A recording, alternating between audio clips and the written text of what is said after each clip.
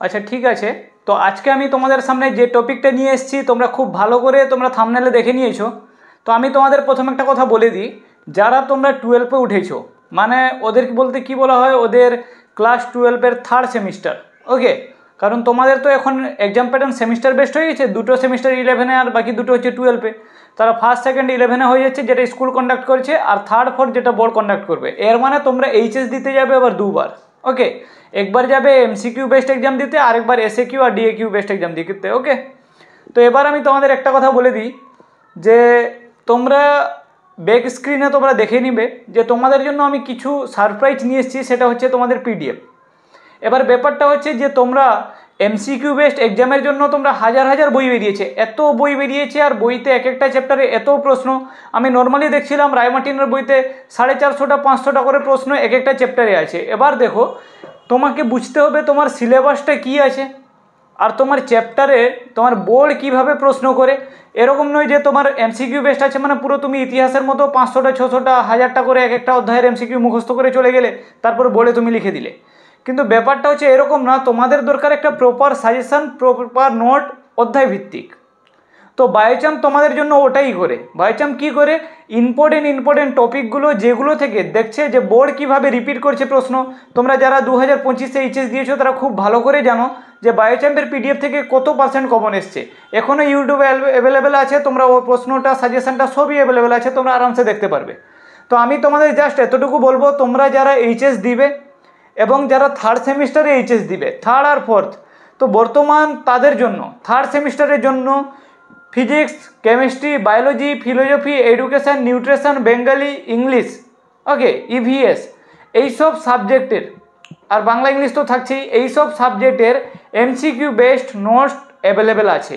ওকে, আমি তোমাদের প্রথম বলে দিই, তোমরা পিডিএফে দেখে নিবে যে প্রশ্নগুলো কিভাবে দেওয়া আছে। আর আমি বলতে চাইছি যে তোমরা দেখো, অনেক বই পড়বে, অনেক মানে বই পড়বে, অনেক অনুশীলনী প্র্যাকটিস করবে, অনেক আবার কোশ্চেন ব্যাংক বেরোবে, ওগুলো প্র্যাকটিস করবে, কিন্তু তোমাদের হাতে সময় অনেক কম আছে। 6 মাসের তোমাদের সেমিস্টার, আর এই 6 মাসের মধ্যে তোমাদের রিডিং পড়ে সিলেবাস কভার করতে হবে, তারপরে ইম্পর্টেন্ট প্রশ্নগুলো বাছাই করতে হবে। কি বললাম বুঝেছো? তাই তোমাদের সুবিধার্থে আমি নিয়ে এসেছি সাবজেক্ট টিচার দিয়ে ইম্পর্টেন্ট যে নোটসগুলো আছে, ইম্পর্টেন্ট চ্যাপ্টারগুলো, ইম্পর্টেন্ট টপিকগুলো, যেগুলো থেকে ইম্পর্টেন্ট কোশ্চেন হতে পারে, ওই সব প্রশ্ন তোমাদের সামনে তুলে ধরছি। তো তোমরা এখানে স্ক্রিনে দেখতে পাচ্ছ যে পিডিএফটা, তোমরা পিডিএফটা আমি স্ক্রল করে দিচ্ছি, তোমরা পিডিএফটা দেখে নাও। আমি তোমাদের বলি, তোমরা যারা চাও, যারা সায়েন্সে পড়ো তারা 35-এ 35 পেতে চাও, যারা আর্টসে পড়ো 40-এ 40 পেতে চাও। এবার তোমাদের মনে একটা প্রশ্ন উঠবে, স্যার আমাদের তো শুধু এমসিকিউ থাকবে না, আমাদের শূন্যস্থান পূরণ থাকবে, আমাদের ডান দিক বাম দিক মেল করানো থাকবে, আমাদের হচ্ছে ডায়াগ্রাম ভিত্তিক কোশ্চেন থাকবে, আমাদের অ্যাসারসার রিজন থাকবে। তো এই যে বিবৃতিমূলক যা প্রশ্ন তোমাদের থাকবে, আমি বলছি তোমরা এই পিডিএফটা খুব ভালো করে করো। তারপরে আরেকটা ছোট পিডিএফ নিয়ে আসবো, যেটা তোমরা অ্যাবসলিউটলি ফ্রি পাবে, আর ওর লিঙ্কও আমি দিয়ে দিব ডেসক্রিপশানে।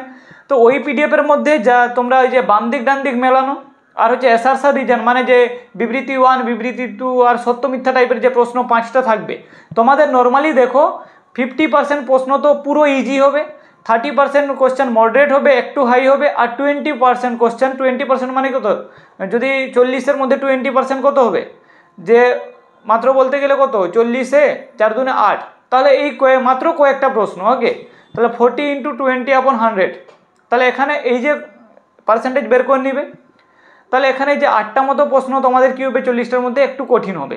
তো আমি তোমাদের একটা কথা বলে দিই, আর 35 হলে 4টা 5টা প্রশ্ন একটু কঠিন হবে।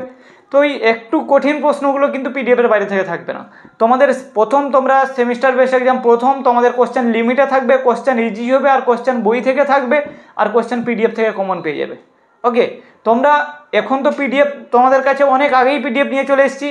এবার তোমরা কি করবে, পরীক্ষার সময় ইউটিউবে খুঁজে বেড়াবে ফ্রি পিডিএফ, পেড পিডিএফ, তখন তোমরা ভয়ে আঁকাপাকায় কী করবে, পিডিএফগুলো কালেক্ট করবে, আর তখন কিন্তু তোমরা পড়ার সময় পাবে না, আর প্রশ্ন তোমাদের লেগে গেলেও তোমরা কিছু করতে পারবে না।